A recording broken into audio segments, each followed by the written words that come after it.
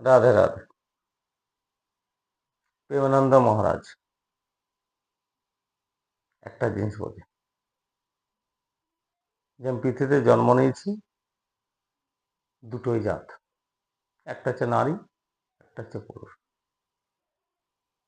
সেই হিসাবেও চলে, আর সেই হিসাবেই কিন্তু উনি সবাইকে নিজের কথাটা বলে, যেটুকুনি ও নিজে বোঝে।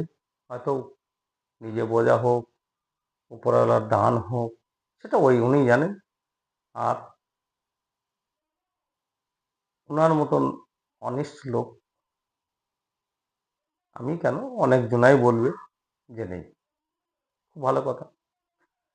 যে কোনো আমরা কি করছি, আমরা তো সাধারণ মানে মানুষ, আমাদের কাছে অনেক রকম বিচার হয়। ধর্ম, আমি হিন্দু ধর্ম, আমি সনাতন ধর্ম, ও মুসলিম ধর্ম, ইসাই, খ্রিস্টান, শিখ। ঠিক আছে, খুব ভালো জিনিস। আপনি নিজে নিজে ধর্ম পালন করছে, খুব ভালো জিনিস, করুন। যে ধর্মের বেশ করেছেন সে ধর্মের বেশটাকে পড়ে নিন্দা কাজ করেন না।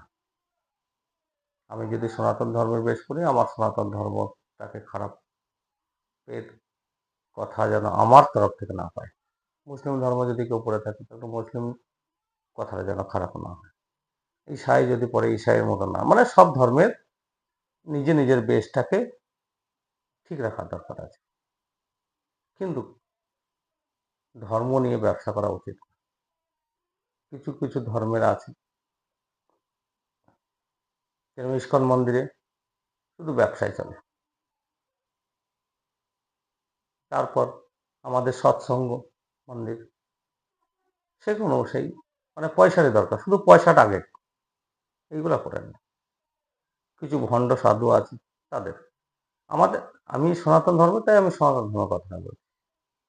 এরকম মুসলিম ধর্ম আছে, ঈসাই ধর্ম আছে, সব ধর্মের আছে। আর প্লাস যে কোনো ধর্মের মানুষকে নিজে নিজে যখন জ্ঞান দেবেন, যেন অন্যের ধর্মের অসম্মান করেন, অন্য ধর্মের অসম্মান করে জ্ঞান দেওয়ার চেষ্টা করেন, তাহলে আপনার ধর্ম কিন্তু ভালো থাকবে। যাই হোক, এইটুকুনি আমার বক্তব্য ছিল। আর এইটুকুনি সবাই যদি মেনে চলেন, খুব ভালো থাকবেন, ভালো থেকেন। জয় হিন্দ, জয় ভারত।